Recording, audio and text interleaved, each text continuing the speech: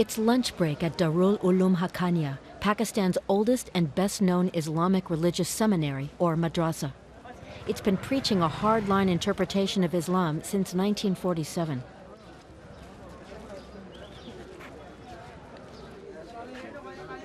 We wonder if the students are familiar with Western music. Do you know any of the Western musicians, we ask? No. If anyone listens to music, he explains, it's a sin.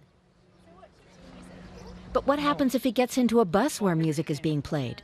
I tell the driver that music isn't good. He explains that it's un-Islamic. If he doesn't listen to me, I recite the Quran and try to concentrate on my work.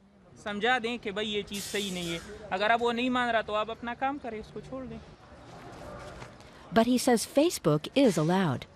Then he has to go. Lessons are starting again.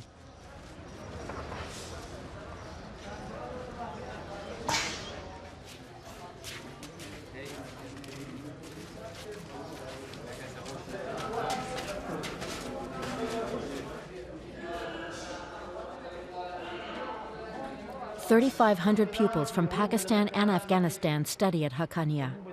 Some stay only a year or two. Others complete all their religious education here and later open their own mosques or madrasas.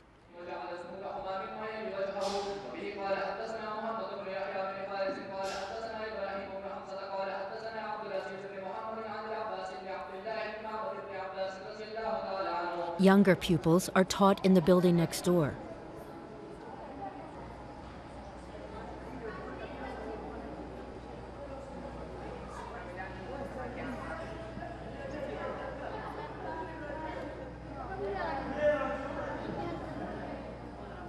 Zaid Ullah is learning English so he can spread Islam to the entire world.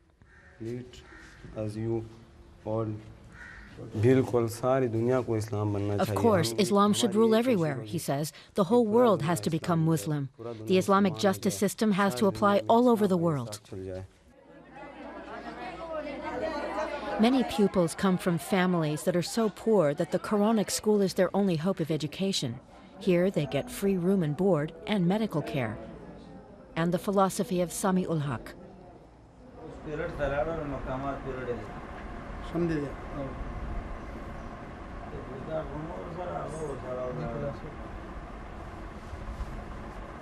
He's run the Haqqaniya for about 30 years.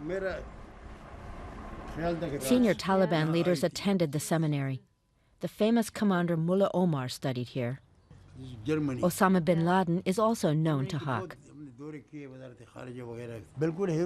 They were all heroes, of course, he says. If someone attacks your country, you have to defend it, whether you're a Muslim or not. Sami ul Haq tells us that in the past, jihadists in Afghanistan and the seminary received billions of dollars in support from the CIA, back when the Soviet Union was the enemy.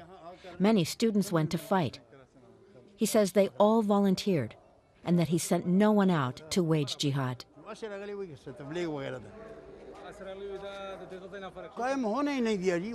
The West never gave the Taliban a chance to implement their system properly, he says. But although they had to wage war against the West, they were able to make peace in their own country, and there wasn't even a single police station.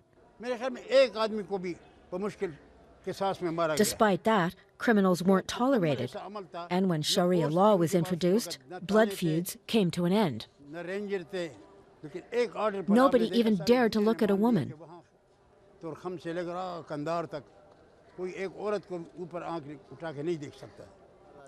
Today, his graduates become not just imams and teachers, but also politicians and car mechanics. They're all meant to spread Islam. It's their duty to preach Islam to the whole world, he says. More than that, it's their mission.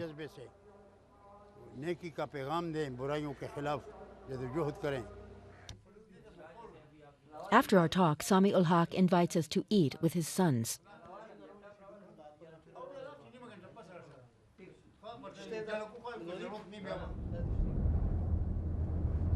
But in Pakistan, the school also has its opponents.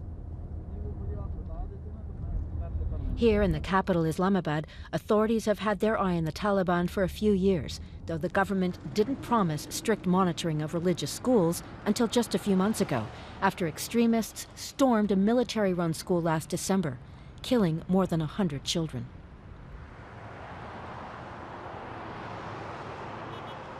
The Education Ministry is responsible for regulation. Here, all the larger Quran schools have to be registered and monitored. That's 35,000 madrasas in all.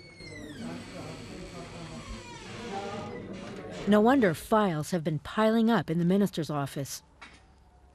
At least until Mohammed Balig ur Rehman appears for an interview. That's all right. I can keep doing things while we have a cup of coffee. The exact percentage wouldn't be known, but my guess would be that it has to be less than or 1% or 0.5% of the madrasas now. He's referring to extremist madrasas that would be closed immediately. But what about schools such as Haqqaniya, which don't train their pupils in weaponry, but do consider Osama bin Laden a hero? That could be personal freedom of speech or expression for anyone, could be. But for closing down a madrasa, any arms training, any militancy training can be a basis. Or if anyone is being taught to kill or inculcating such practices which would encourage people or students or young people of the country to take part in any extremist activity. So if an institute is found doing any such thing, that institute would be closed down. Yes. Does he believe that Haqqaniya still has links to its former students, the Taliban? Usually from the US. I have to make a general statement, and I have to ensure that no one, I repeat, no one should have any exclusions or no one should be spared for that purpose. He has no further comment on Haqqaniya. He says he'd prefer it if all Pakistani pupils were educated in state schools, but that Pakistan, which spends just 2% of its budget on education, lacks the money. The next day we drive to Rawalpindi. The city, with a population of millions, is just a few kilometers from Islamabad.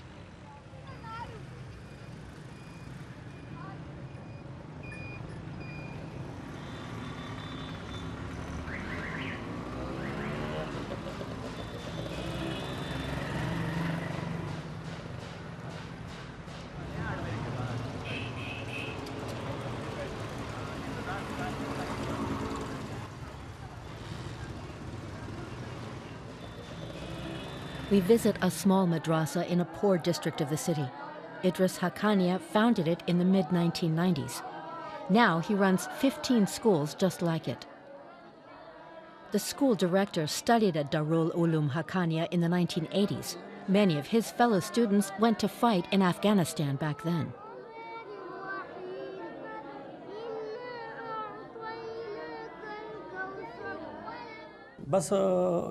I wanted to fight, he says, but I simply didn't have any time because I was so busy with my studies.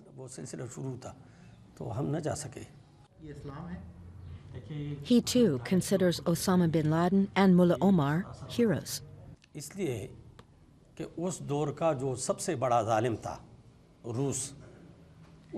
Back then, he explains, no one wanted to fight against the Russian tyrants in Afghanistan except those two men. Bin Laden had lived in palaces and studied in Europe, but he gave up everything to help the oppressed people in Afghanistan.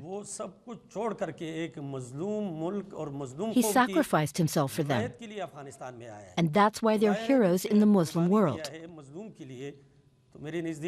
But they're also heroes the world over, because they fought for all oppressed people. That's why they're heroes. As for the September 11th attacks, his response is full of anti-Semitic propaganda. It's all lies, he says.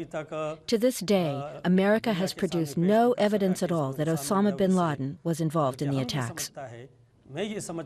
I believe the Jews are behind them. Look, thousands of Jews worked in the Twin Towers, but on that day, bizarrely, none of them were there.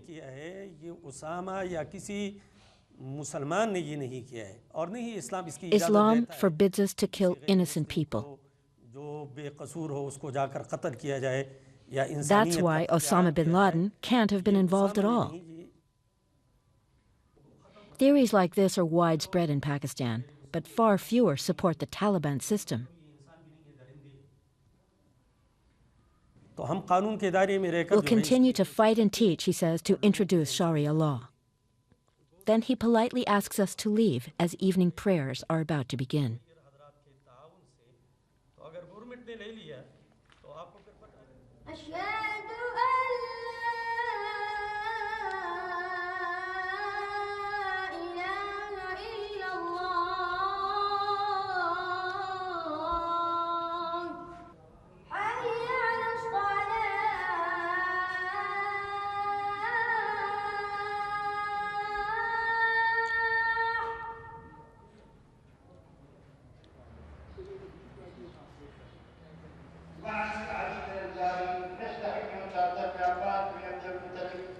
At his alma mater, Haqqaniya, Sami ul Haq is already teaching the next generation of students so that they too will spread his brand of Islam to the world, a world in which no music will be played in buses, women will wear burqas, and Osama bin Laden is a hero.